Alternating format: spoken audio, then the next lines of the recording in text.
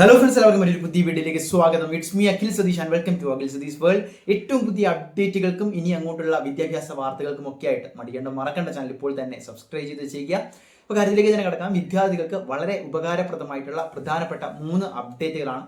നിങ്ങൾ തീർച്ചയായിട്ടും ഒരു സ്കൂൾ സ്റ്റുഡന്റ് ആണെങ്കിൽ തീർച്ചയായിട്ടും ഈ വീഡിയോ മുഴുവനായിട്ടും കാണാൻ ശ്രമിക്കുക, കാര്യങ്ങൾ മനസ്സിലാക്കാൻ ശ്രമിക്കുക.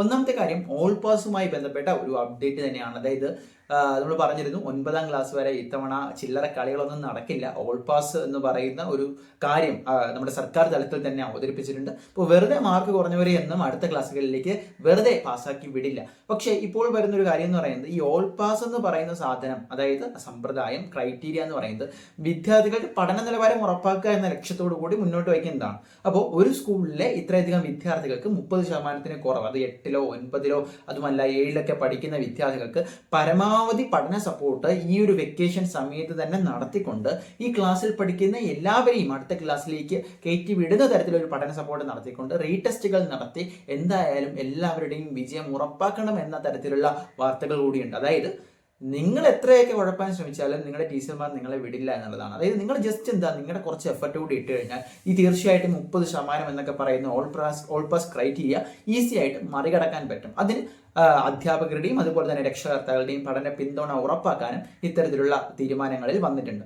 ഇനി മറ്റൊരു പ്രധാനപ്പെട്ട കാര്യം, ഇത്തവണ ഓണപരീക്ഷകൾ +2-നും 10ാം ക്ലാസ്സിനും നടത്തുന്ന തീരുമാനം നിങ്ങൾ എല്ലാവരും അറിഞ്ഞിട്ടുണ്ടാകും.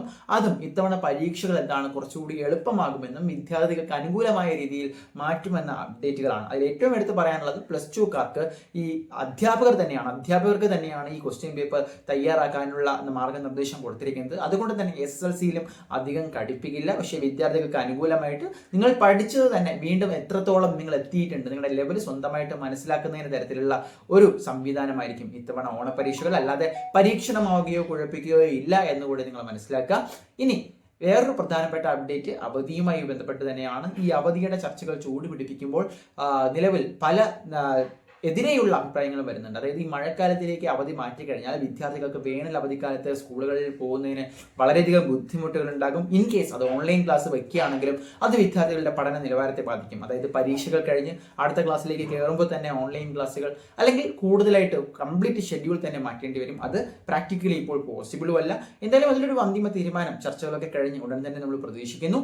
കാത്തിരിക്കാം ഏറ്റവും പുതിയ വാർത്തകൾക്ക് ചാനൽ ഒന്ന് സബ്സ്ക്രൈബ് ചെയ്തേക്കും.